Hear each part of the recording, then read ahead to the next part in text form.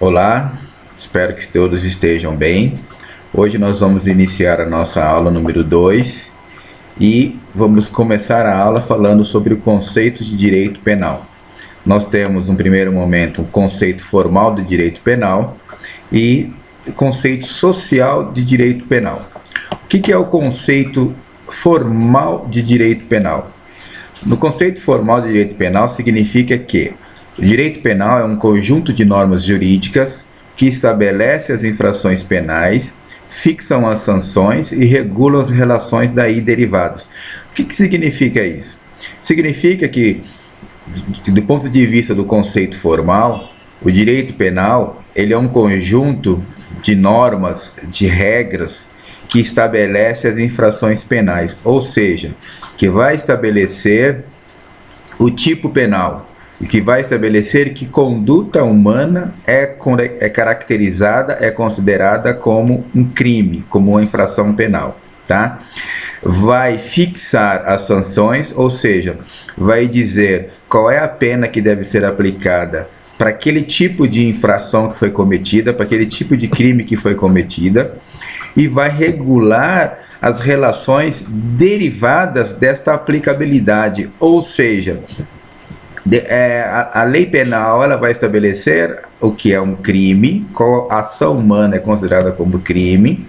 Estabelecendo essa ação humana como crime, vai dizer qual é a pena que deve ser aplicada para quem infringir essa regra e vai regular, tá? Como que essa regra, como é que essa pena, tá? Por transgressão de uma regra vai ser aplicada.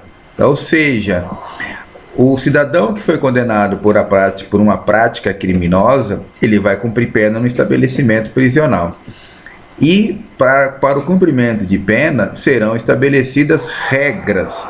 E estas regras que são estabelecidas para esse cumprimento de pena no estabelecimento prisional são regras que fazem parte desse conjunto de normas jurídicas na esfera penal, tá? O segundo conceito, que é o conceito social de direito penal, ele diz o seguinte, que direito penal é um dos meios de controle social formal do Estado, que aplica sanções para as condutas que atingem bens jurídicos protegidos. O que quer dizer isso? Quer dizer que, através de um controle social e formal, ou seja, um controle social e legal, o Estado ele vai aplicar sanções em detrimento àquelas pessoas, tá, que não respeitarem os bens jurídicos protegidos pela lei, pela nossa própria Constituição, num primeiro momento. Tá? Quais são esses bens jurídicos que o Estado tem que tutelar? A vida, o patrimônio, a integridade física, integridade moral,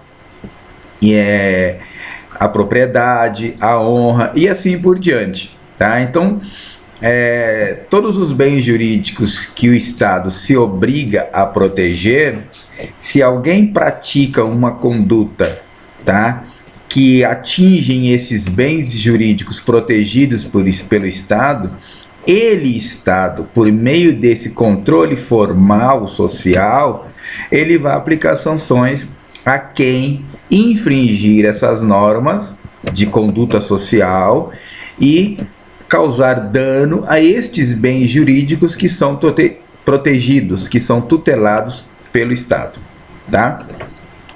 O direito penal ele pode ser comum, como pode ser especial. O que é o direito penal comum? Tá? Direito penal comum é aquele que segue princípios gerais de direito penal. É aplicado pela justiça comum e não está relacionado a determinado grupo de crimes. O que significa isso?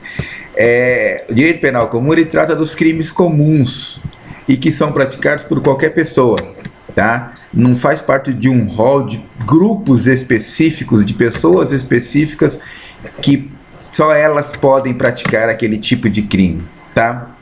Como vou dar um exemplo, um crime de roubo, ele é um crime, tá, do direito penal comum. Porque se eu praticar um crime de roubo contra uma instituição bancária privada e contra uma instituição bancária federal, por exemplo, alguém foi lá e roubou a Caixa Econômica Federal. Alguém foi lá e roubou o Banco Bradesco, tá? Se roubou o Banco Bradesco, vai ser julgado pela Justiça Penal Estadual. Se a pessoa roubou o Banco Caixa Econômica Federal, vai ser julgado pela Justiça Penal Federal. Esse crime de roubo, só determinadas pessoas específicas podem ser praticadas? Ou qualquer pessoa pode praticar? Qualquer pessoa pode praticar um crime de roubo.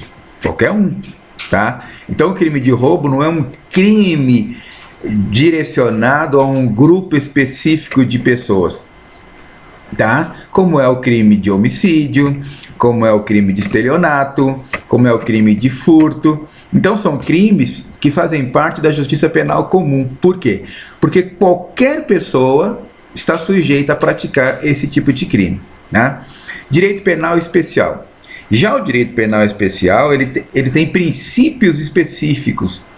Ele possui uma fonte normativa e um conjunto normativo próprios e é aplicado por uma justiça especializada, tá? E é direcionado a determinadas pessoas, tá? Então, ele tem uma condição especial de aplicabilidade, como, por exemplo, crimes militares. Qualquer pessoa pode praticar crimes militares? Não, só os militares. Então, existe um Código Penal Militar, existe um Código de Processo Penal Militar, e essa norma, que faz parte do Código Penal Militar e do Código de Processo Penal Militar, eles são diretamente aplicados a militares.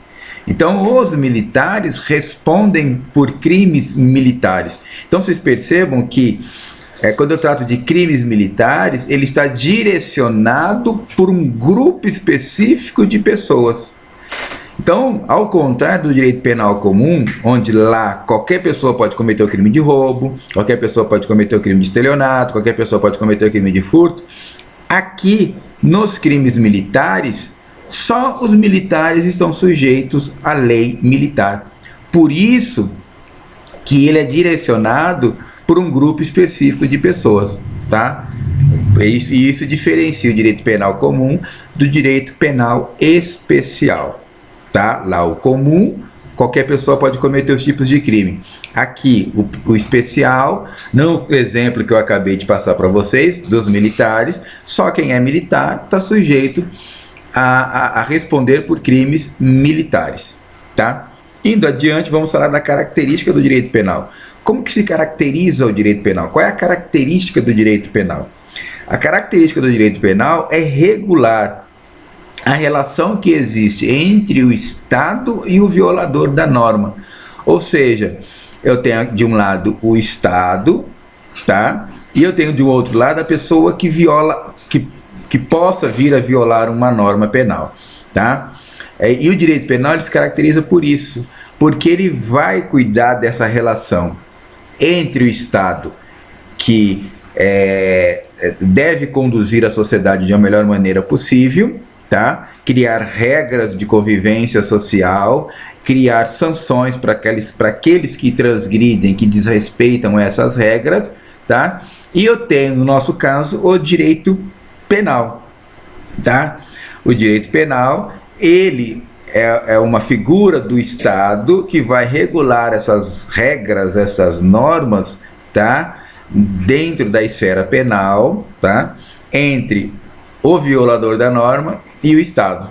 Então, alguém viola uma norma, vem o Estado, tá? E vai tomar providências em relação a esse violador de uma norma, de uma boa conduta social, tá? Indo mais adiante, nós vamos falar sobre as funções do direito penal. O que são funções do direito penal? As funções, elas são a própria razão de existência do direito penal, tá? E essas funções, elas podem ser protetivas, podem ser preventivas e podem ser de defesa social do direito penal. O que é uma função protetiva do direito penal? Tá? É aquela função que tem como objetivo proteger bens jurídicos relevantes para o convívio em sociedade, tá? ela visa a proteção de valores éticos-sociais da ordem social. Ou seja, todos nós dentro da sociedade nós temos bens jurídicos que estão lá tutelados pelo Código Penal. Quando ele fala